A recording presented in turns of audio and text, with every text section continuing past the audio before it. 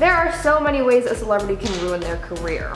It's a terrible thing to think about, someone losing their livelihood, but for a lot of stars, it's a reality that they face every day.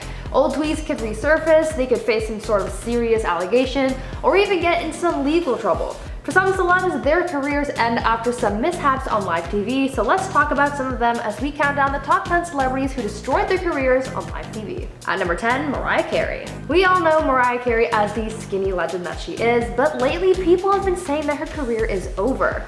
Though she's still out here making music and living her best life, there are some who say that her career is over, and it all ended in 2016 during a live mishap that happened at her New Year's Rockin' Eve performance. After building up to her huge performance at the end of the night, she finally took the stage and didn't sing a single note. When she got up to perform, the music started playing and she just stood there saying that she couldn't hear anything, probably in reference to nothing playing in her earpiece. As the music started playing for the audience, Mariah's dancers kept on going in the background and she shared her mic with the audience, getting them to sing for her, but nothing ever came out of her mouth. It was a letdown for a lot of people, and it got a lot of fans wondering why she didn't sing even though there was music playing. For a while now, people have wondered if she's been lip syncing, and there is some evidence to maybe back this up, but what do you guys think? Is Mariah faking it, and is her career really over? At number 9, Carmen.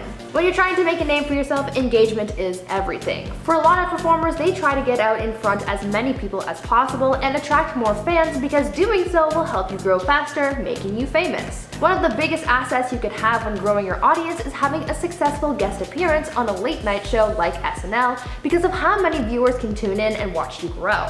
This is how Lana Del Rey started, but this blessing can also be a curse and can end a few careers as well. Carmen was a music duo who got their start on YouTube by posting covers, though now it's been disbanded and rebranded, and there was a time when they almost reached fame after being musical guests on SNL, but after tanking their performance, they lost it all. They had a large following, and so when the casting director over at SNL found them and invited them to perform on the show, things started to look promising. They came on the show and performed their songs Broken Hearted and I Told You So, and after their performance, the reviews came pouring in, and they weren't very positive. They faced a lot of criticism, saying that they failed to connect with the audience, and one review even claimed that the duo's performance caused, quote, mild auditory distress. After this catastrophic performance, things weren't ever the same, and their careers were pretty much over after that night. Now before I carry on with the list, I'd like to ask you guys to consider leaving a like on this video to help support the channel. At number 8, Paula Deen. Paula Deen was once the wholesome southern mom who loved to cook, but after 2013 she took on a very different label after a lawsuit revealed her racist actions to the world. In 2013, Paula was facing legal action from one of her former employees who alleged that Paula was racist towards her and that she had repeatedly been harassed while working at one of her restaurants. After being deposed, the truth came out about Paula when asked if she had ever used the N-word, and she said yes. After this came out, the floodgates opened and backlash ensued. As anyone would do, Paula went on the defense and even sat down for an interview on the Today Show, but instead of owning up to her actions and trying to clear her name, as most people would try to do in that situation, Paula instead deflected the criticism she was facing and even voiced how she was surprised that so many people were taking offense towards her actions. It was thought that this interview was all for publicity, not for making a public apology, and after this, her career was pretty much done for because there was no coming back from this scandal, especially because she never apologized. At number 7, Charles Rocket. The 1980/1981 season of Saturday Night Live was a rocky and controversial one. This all started after executive producer Lorne Michaels took a step back from the show for a year and the position was filled by Gene Dumanian. Because of this position change, most of the cast left, prompting Gene to have to hire a new cast. This new cast is full of new faces and was untested, so at this point the show was facing a lot of criticisms and bad reviews. Things went from bad to worse for everyone after comedian Charles Rocket dropped an F-bomb during a skit. SNL skits have been quite controversial in the past and they still face backlash from time to time, but swearing on live TV was really where the show drew the line, and breaking that cardinal rule could be detrimental to your career. During the season's 11th episode, Charles was closing out the show and decided to let an F-bomb fly while referencing a skit that he did earlier where he said, quote, "This is the first time I've been shot in my life. I'd like to know who the F did it," end quote. People seem to believe that he swore on purpose because if you watch the footage back, there isn't any hesitation when he said it. But it could have just been that he didn't know that he couldn't say it, or he didn't realize that he had said it until later.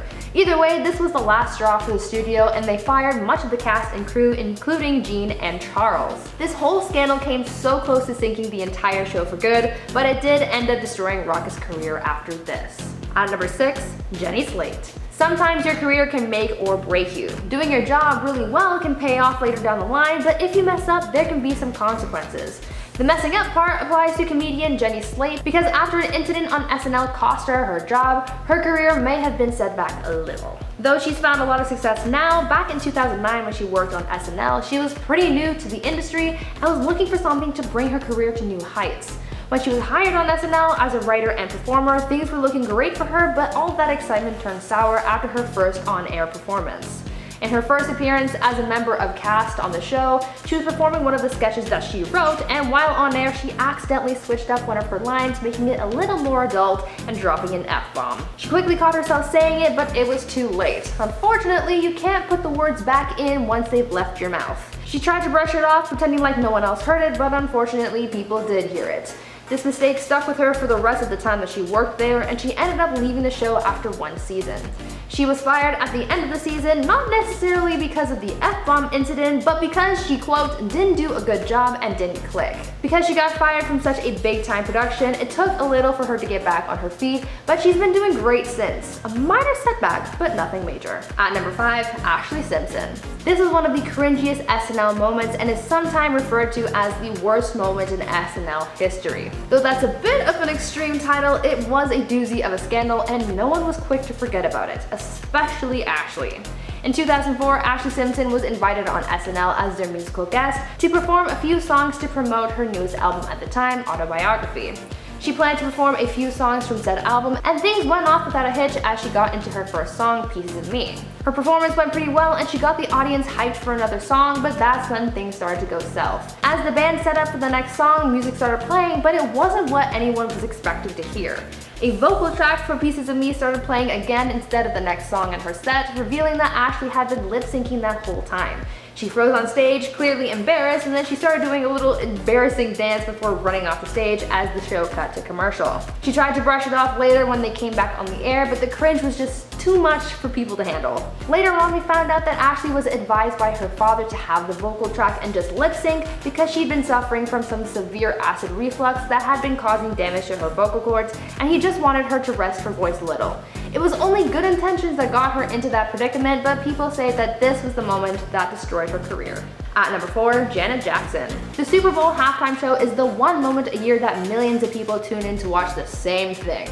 People turn off their reality TV programs and reruns of Jeopardy to grab a snack and watch the year's biggest performance. Well, during the 2004 Super Bowl halftime show, viewers watched a serious wardrobe malfunction happen that was life-changing to say the least. Janet Jackson and Justin Timberlake were performing together when a move went wrong and Janet's breast ended up getting exposed. Following the incident, the media dubbed Nipplegate, the FCC sued CBS for the live incident in a $550,000 lawsuit citing indecent exposure for their cause. Janet Jackson was really put through the ringer for her part in the whole scandal. As a result, she was uninvited to the Grammy Awards that year, and her songs were blacklisted from the radio.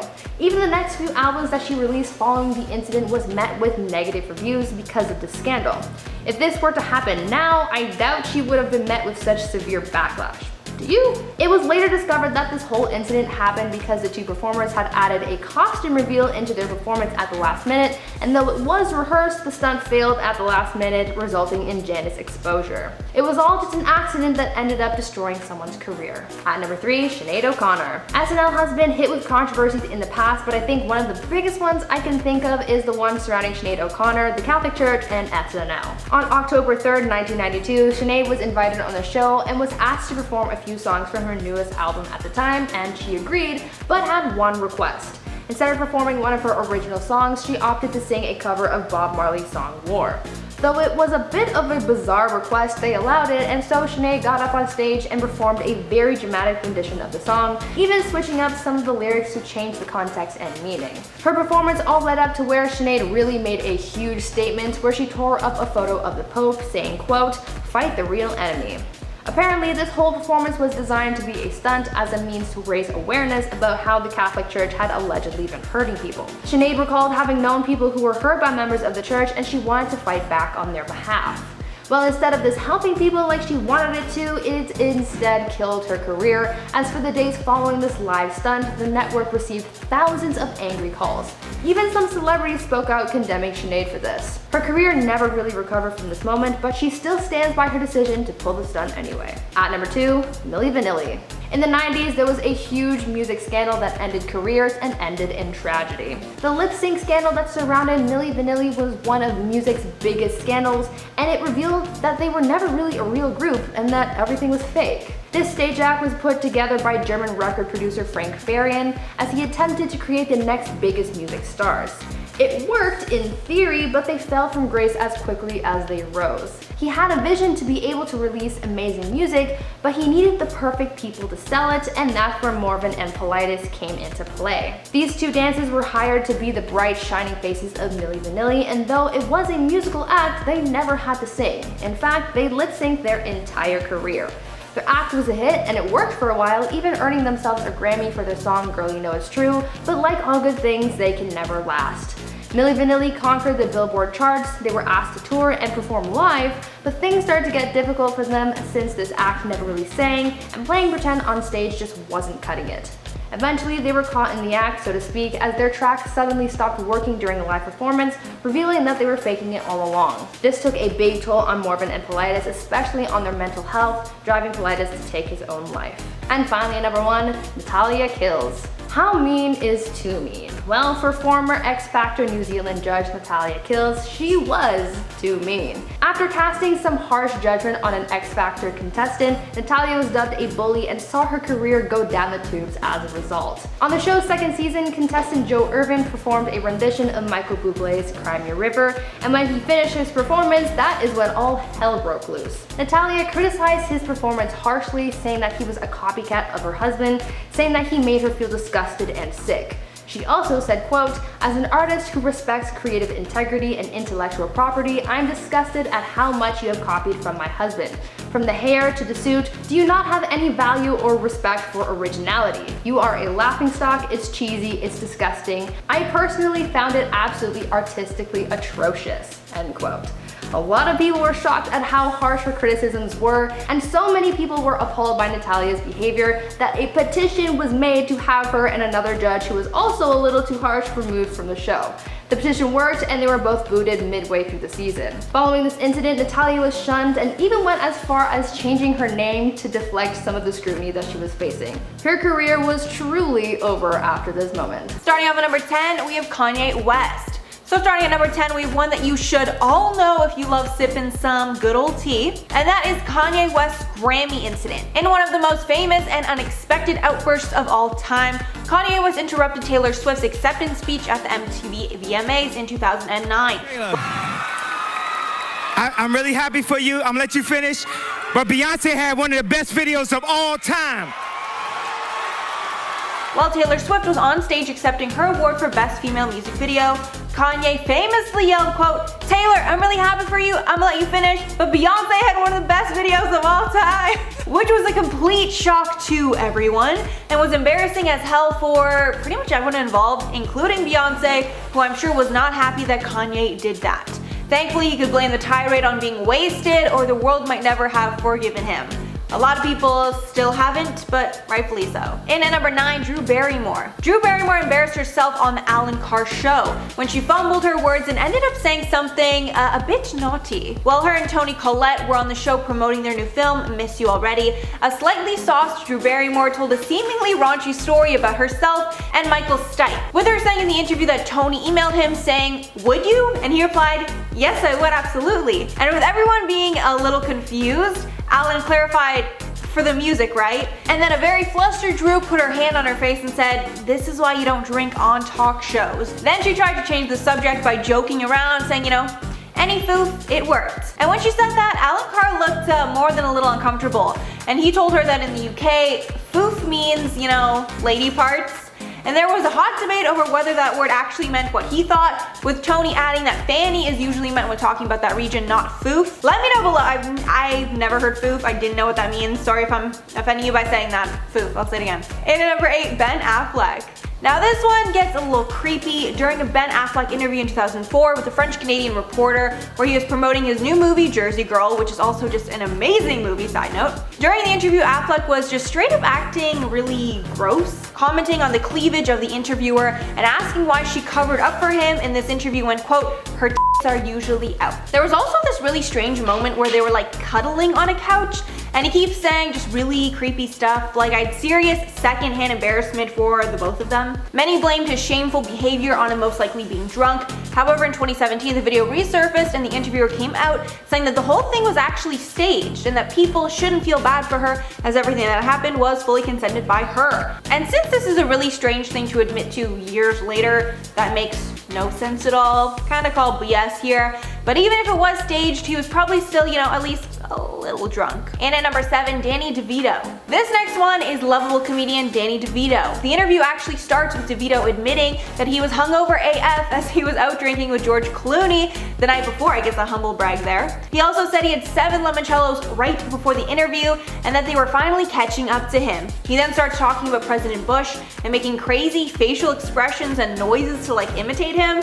Then when he literally looks like he's gonna fall asleep or pass out, Rosie O'Donnell brings him over to cuddle with her. Honestly, Danny DeVito is the best, and this interview just made me love him even more, And at number 6, John Stamos. John Stamos is someone that I think a lot of people could see themselves, cutting loose and having a drink with.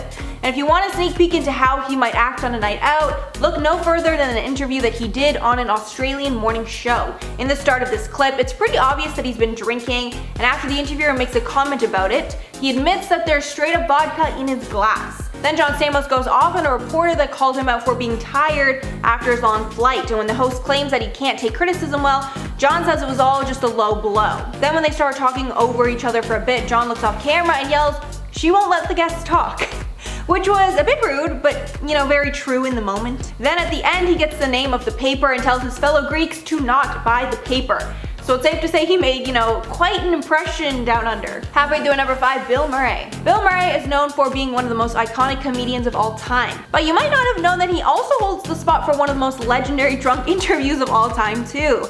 In 2015, he appeared on David Letterman's TV show, where he is seen taking multiple shots of vodka on air. But that's not the story though. Where things get crazy is when Murray then goes on to MSNBC during a live broadcast and interrupts Lawrence O'Donnell's segment while it's live on air. Then when he finally sits down to wait to go on the show, he completely falls off one of those high chair stool sort of things onto the ground. Then during the interview, he slurs like crazy while trying to answer some questions, and pretty much there's absolutely no doubt that he was wasted. And at number 4, Steve-O. Jackass prankster and wild child Steve-O definitely lived up to his jackass reputation on Comedy Central's Too Late with Adam Carolla. And it's a pretty common thing, especially with comedians, that they'll drink before an interview and usually before a comedy set too. So Steve-O ended up getting so wasted backstage that during the interview he started yelling a bunch of swear words while also spitting, and later in the segment attempting to rugby tackle the show's host, Adam Carolla, to the floor. Steve-O at one point also fell over, shattering a glass coffee table with his foot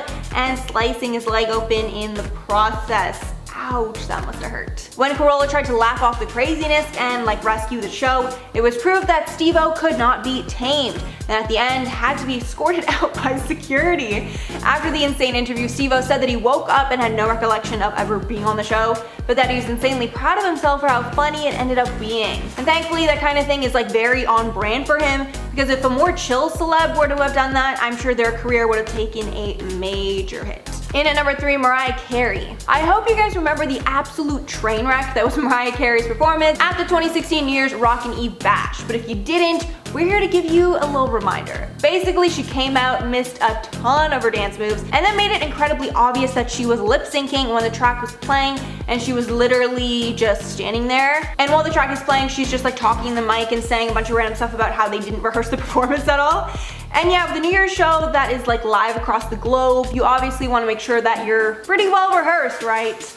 Even though the event was incredibly embarrassing for Mariah, I'm hoping that she at least learned her lesson. And at number 2, TJ Miller. Well, TJ Miller, the funny man in Silicon Valley, was on Colbert for an interview. There was no doubt he was absolutely sloshed. It starts off very uneasy with Miller talking about how Colbert is his wife's favorite comedian, which is obviously a little awkward because, you know, Miller himself is obviously a comedian. And during the interview, he is just so annoying that Colbert genuinely looks like a little ticked off. At one point, Miller is trying to make a joke about the Critics' Choice Awards, and while everyone is incredibly confused, he smashes an egg on his face. And he finishes the segment by touching Colbert with his creepy, like, skeleton hands.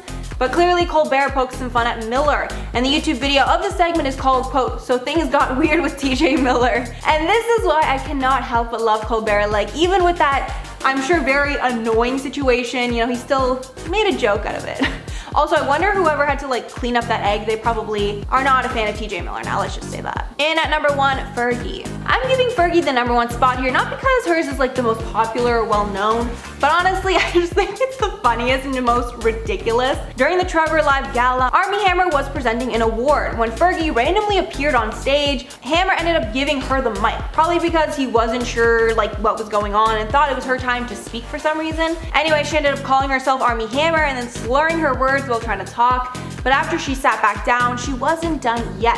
When another performer walked off stage because of technical issues, Fergie jumped out of her seat and got on stage unscripted and started talking to the crowd again. And there was no doubt here that Fergie was definitely not sober. And at number 10, we have Sacha Baron Cohen. Sacha Baron Cohen, who is known for his outrageous comedic stunts, actually got banned from the Oscars because they were too afraid that he would do something crazy on the red carpet. It was reported that a few days before the 84th Academy Awards, Baron Cohen's tickets were pulled, meaning that he was banned from the show, even though he's an Academy member and was one of the stars of Hugo, one movie up for Best Picture. With the statement from the Oscars reading, quote, "Unless they're assured that nothing entertaining is going to happen on the red carpet, the Academy is not admitting Sacha Baron Cohen to the show." This came after rumors were swirling that Baron Cohen would show up in a costume on the red carpet. So I mean, maybe that was a little valid, you know, they need to protect their show. And at number 9, Kanye West. So as we know, Kanye West is famous for his incident interrupting Taylor Swift on stage at the MTV VMAs, and embarrassing both of them. So after a crazy event like that, it's not hard to assume that he was banned from award shows for a long time after. It's such a common theory that a satire site, the Adobe Chronicles, even published an article saying that he was banned from all award shows after he interrupted someone yet again on stage at the 2015 Grammy Awards, with them saying in the article that all the TV networks have joined the, quote, West boycott. And even though banning Kanye would make a lot of sense, it hasn't officially happened, but after having incidents in 2009 and 2015, I'm sure networks are hesitant to invite West to any awards. And I would assume he's banned from ever presenting, that's for sure. And at number 8, Richard Gere.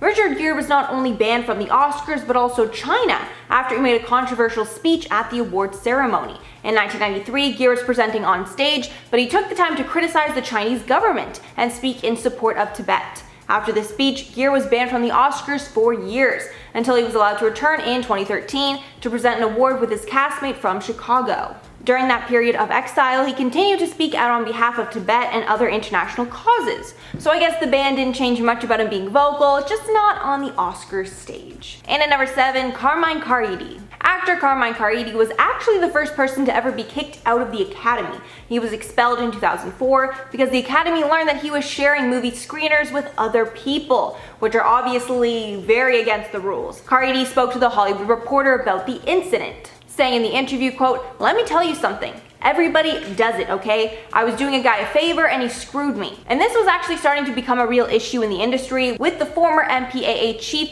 imposing a ban on all screeners to combat piracy, with the Academy members being the only people allowed screeners. Apparently Caridi gave them to a man that would copy them for himself and then send them back to Caridi. Caridi was also sued by all major studios for the action, so clearly if you're ever in that position, just follow the rules. I mean, it's really not that hard. And at number 6, Miley Cyrus. When the 2020 Grammy Awards went down, tons of fans were wondering why Miley Cyrus wasn't in attendance, although she wasn't nominated, performing, or presenting, so you know there could have been a host of reasons. But Miley decided to call out all award shows when she posted a video of her on stage presenting at the MTV VMAs, lining up a smoke on stage during the performance, with that obviously being a throwback picture, with the caption reading, quote, "And we wonder why I'm not invited to award shows anymore." But of course, tons of celebrities loved the subtle shade and commented their support on her Instagram post, with Alexander Wang writing, quote, "Don't ever change," and Lisa Rinna writing, "I'd have you at mine if I had one." Halfway at number 5, Schitt's Creek. It's impossible to think that this lovable lovable group of Canadian icons, was almost left out of an award show because of the show's name. But that's actually what happened. At the Emmy Awards, they were so adamant about the rule that there would be no swearing in their broadcast that they almost banned the name Schitt's Creek from the show. When host Jimmy Kimmel mentioned Schitt's Creek, which was nominated for 15 Emmy Awards, the show's logo appeared on the screen, all this so nobody would mistake for, shit. Like, honestly, we might have had to bleep out Schitt's Creek too, the way that I'm saying it. It's meant to sound like that. Jimmy Kimmel even found it so ridiculous that he even made a joke that this kind of censorship is why network TV is dying. And at number 4, The Weeknd. Even though The Weeknd had a phenomenal year and his album After Hours got commercial and critical success, he was noticeably absent from Grammy nominations. People have a lot of theories as to why they think that this happened, but most of them think the Grammys blacklisted the star because he went against them. Even though his past Grammy recognition has been stellar, with him having 3 wins and 10 nominations in total. One reason is that The Weeknd was very critical of the Grammys in an interview for the Rolling Stone, talking about their category changes, saying, quote, R&B and black music is such a wide variety. If they pull us all into one category, I still think it's not fair. We'll see how it goes. Maybe his comments were why he wasn't included. Another theory is surrounding the Super Bowl, as the star was picked to perform at both the Grammys and the Super Bowl. A massive honor, obviously. But people think that the Grammys didn't like the way it was negotiated, and decided to shaft the singer for choosing the Super Bowl over the Grammys, essentially. And at number 3, Tiffany Haddish. Tiffany Haddish called out the Grammys big time after she was asked to host the Grammy Awards premiere ceremony, but turned down the offer after being told that she would have to pay her own way there. After this was brought up in the media, Recording Academy interim chief Harvey Mason Jr. posted a public apology on social media, saying he was unaware of that offer, saying in the Instagram video, quote, it's just been brought to my attention that the Recording Academy invited Tiffany Haddish to host this year's premiere ceremony. Unfortunately, and without my knowing, the talent booker working the Academy told Ms. Haddish that we wouldn't even cover her costs while she hosted this event for us, adding that it's wrong and he's ashamed of that decision. Haddish commented back later saying, quote, all of that would have to come out of my pocket. I don't know if this might mean I might not get nominated ever again, but I think it's disrespectful. Based on the way it played out with public support being on Tiffany's side, I think she'll still be good in the graces of the award show, but hey, they might take the embarrassment out on her instead. Who really knows? And at number 2, PricewaterhouseCoopers accountants. Back in 2017, the Oscars had one of their worst blunders to date, when the Oscar award for Best Picture temporarily went to the wrong film, which was the fault of the accountants who were supposed to ensure the winners were announced correctly. After the embarrassing mistake, the Oscars banned the 2 accountants who were backstage at the Oscars for not rectifying the situation soon enough. Brian Cullinan was the accountant that gave the card to the presenter, causing the whole situation. But the other accountant, Martha Ruiz, did not directly cause the situation, but she didn't do enough to fix it after it happened. When talking about the ban, the Academy said, quote, I'm sure they're very lovely people, but they just didn't have the disposition for this. You need someone who's going to be confident and unafraid, one of those sources told The Wrap, explaining that Martha failed to react to the drama fast enough. And that was, of course, La La Land getting the award instead of Moonlight that actually won that year. And finally, at number 1, Ricky Gervais. Ricky Gervais is probably banned from hosting any more award shows ever after his shocking monologue at the Golden Globe Awards in January of 2020.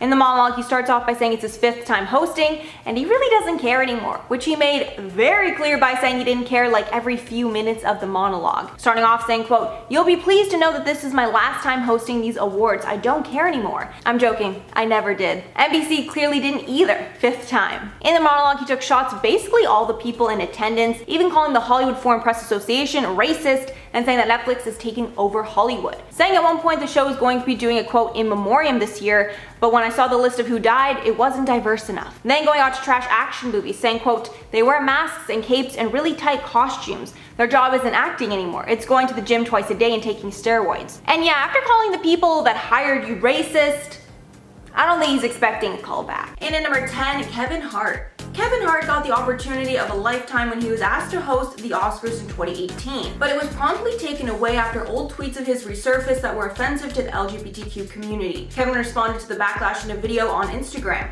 where he said the Academy asked him to apologize and he would still be able to host, but Hart refused and did not want to apologize again, saying in the video that he had addressed all the tweets prior and has apologized multiple times for them, and he didn't want to apologize again and let the trolls win. After that fiasco, the Academy decided to not have a host, and since they haven't had a host since, it seems this controversy made them completely rethink the way the awards are hosted, and this means Kevin will most likely never host the show. And at number 9, 50 Cent. 50 Cent almost pulled a Kanye at the 2004 Grammy Awards. 50 Cent along with Evanescence were up for the Best New Artist award. Evanescence ended up winning, and when they came on stage to accept the award, 50 walked on stage right behind them. Thankfully, he didn't stay on the stage for long. He basically just walked on the stage and then walked straight off. But obviously that kind of act is not tolerated. But it seems 50 Cent doesn't care about being blacklisted by the award show, as he actually spoke about the event recently when accepting his star on the Hollywood Walk of Fame. He said at the ceremony, quote, "I got the largest first album, debut album and hip-hop album, but you don't got no Best New Artist trophy. The Best New Artist, they gave that to Evanescence. Can you find Evanescence? Mike, I haven't seen Evanescence since that night." So definitely throwing a lot of shade there.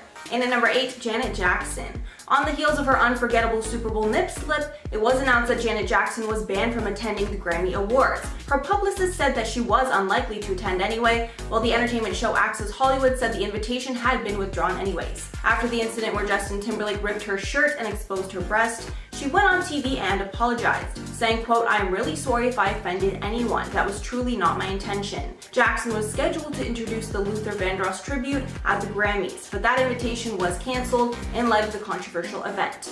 After the scandal, CBS also said it would have a 5-minute delay on the award show to prevent anything like that happening again. And at number 7, Guns N' Roses. This is one incident where the band Guns N' Roses probably should have been banned. When the band was accepting multiple awards at the American Music Awards that aired January of 1990, they swore a number of times on stage, appeared drunk, and even encouraged viewers to drink too. The band won 2 awards at the ceremony, and both times Slash and McKagan were called up to the podium, they stumbled and swore on stage, saying things that vaguely made sense, like, quote, "We're a band, man. We go in, we jam, we hang out, and we listen to rap records, and we go dance, you know? Our audience is the only thing that makes this happen." And I'm sure after that, someone from the award show gave their management an earful. And at number 6, Morgan Wallen. Country artist Morgan Wallen has been banned from performing at or receiving any recognition during the upcoming Academy of Country Music Awards after a video of him saying the N-word to friends was leaked. The first round of voting for the award show has already closed, but his name will be taken out for the second round of voting. A tweet from CMT read, quote, "After learning of Morgan Wallen's racial slur last night, we are in the process of removing his appearances from all our platforms. We do not tolerate or condone words or actions that are in direct opposition to our core values that celebrate diversity, equity, and inclusion." Halfway at number 5, Morgan Freeman. Morgan Freeman turned heads at the 2018 SAG Awards for multiple reasons. Firstly, he wore a black cap on stage while accepting his award, which I'm sure many people with the Academy thought was disrespectful. His friend who presented the award to him, Rita Moreno, even called him out on stage for wearing the hat, with her bluntly telling him to raise his baseball cap so people could see his eyes. And then at the end of his acceptance speech, he criticized the award shows for being gender specific, saying, quote, "I wasn't gonna do this. I'm gonna tell you what's wrong with this statue." He said it works from the back, but from the front it's gender specific. Maybe I started something. And obviously it's safe to say award shows do not like to be called out by their winners on stage. And at number 4, Tommy Wiseau. Tommy Wiseau is the larger-than-life star and creator of the movie The Room, which developed a cult following over the years and is well known as one of the worst movies ever made. Years later, James Franco played Wiseau in a Hollywood adaptation of the movie and ended up winning a Golden Globe for his performance. And when Franco went up to accept the award, he decided to call up Wiseau onto the stage to honor his part in the movie's success. But a shockwave was sent through viewers when Franco was giving his award speech, and Wiseau went in to grab the mic, but Franco blocked it and went on to give his speech. Some people found it disrespectful of Franco, however Wiseau is known as a wild card who has said very controversial things in the past, so I'm sure the network was happy that he was not given time on air. And since he has talked badly about the Golden Globes in the past, he will surely not be invited back. And at number 3, Nicki Minaj. Of course, the queen of rap, Nicki Minaj, is never going to be actually banned from an award show, but I'm sure she had the VMAs very nervous in 2015 when she used an acceptance speech to publicly call out Miley Cyrus after Miley made some negative comments about her in the press. While accepting the award for Best Hip Hop Video at the MTV Video Music Awards, Nicki Minaj finished off her acceptance speech saying, quote, "And now back to the speed that had a lot to say about me the other day in the press," adding, "Miley, what's good?"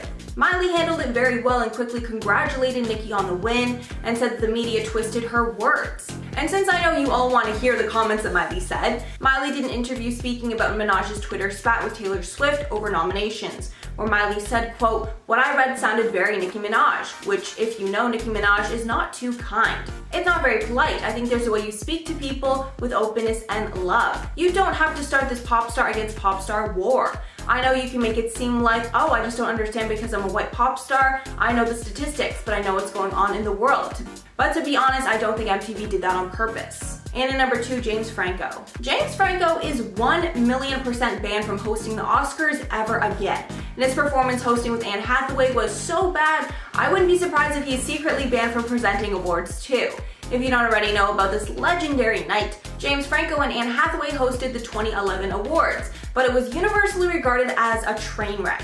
Most people found it terrible because of how different the hosts were acting. Anne was trying to be very upbeat and keep the energy high, while James acted like he just didn't even want to be there and acted incredibly uninterested with the whole thing. And I think it's safe to say that Franco is the one that made it a little hard to watch, while Anne was just trying to keep things afloat. Hathaway admitted that she initially tried to turn down the gig, but eventually came around, saying, quote, "Your first instinct is usually the right one." And now, because the hosting was so bad, the Oscars has not done 2 co-hosts ever since. Also, apparently the whole thing was Franco's idea, which just makes everything even worse. And finally, number 1, Ryan Seacrest. Ryan Seacrest is beloved in Hollywood, so again, there's no official ban here, but he was definitely shunned at the 2018 Oscars, and people definitely noticed. After sexual allegation happened shortly before the Oscars, big stars decided not to get swept up in any drama and avoided being interviewed by him on the red carpet. Seacrest strongly denied the accusations, saying that they were an attempt to extort him. And E! backed up their star, saying they investigated and found no evidence of indecent behavior. And although most stars shunned him, Taraji P. Henson decided to support him. Taraji said during an interview with Seacrest, quote, "The universe has a way of taking care of good people," while touching his chin. Adding, quote, "You know what I mean?" When talking about the statement later, she said, quote, "I did it to keep his chin up. It's an awkward position to be in. He's been cleared, but anyone can say anything." So that's all for the list. Let me know your thoughts below. Which one here was the worst for you? I honestly can't say which one is the worst for me, but there are just so many on here that made me cringe for days after. Some of these are so bad. But before I go, I'm gonna shout out comments from part 1 of this series. So Nancy said, "I haven't watched the show in a long time. Honestly, they're just getting more boring over time and more political, so I don't want to watch that, you know." Then Deemer Dubois said, "I love Ricky Gervais, truth covered in humor. He's great." Yeah, that was absolutely phenomenal. I bet after that he probably had so many offers to host again, but I think he just wanted out at that point. Then another user said, "It would have been nice to see Kevin Hart host the Oscars. I think he would have done a phenomenal job, but you know, in a way, he needed to stand his ground and do what was best for him, and I think it did send kind of a message in general about canceling people for the same thing over and over and over. I kind of appreciate what he did in a way." Then Sabrina said, 50 Cent and Janet Jackson, I know they were banned from the award show. Thank you so much for that comment. I actually included both of them because of your comment. Really appreciate it when you guys comment stuff like that. It just makes my life a little easier. Alright guys, that is all for the list today. Thanks so much for sticking around. If you made it all the way here, if you liked the video and want to see some more, make sure to like and subscribe to the channel. I've been your host, Mackenzie Smith, and I'll catch you all in the next one.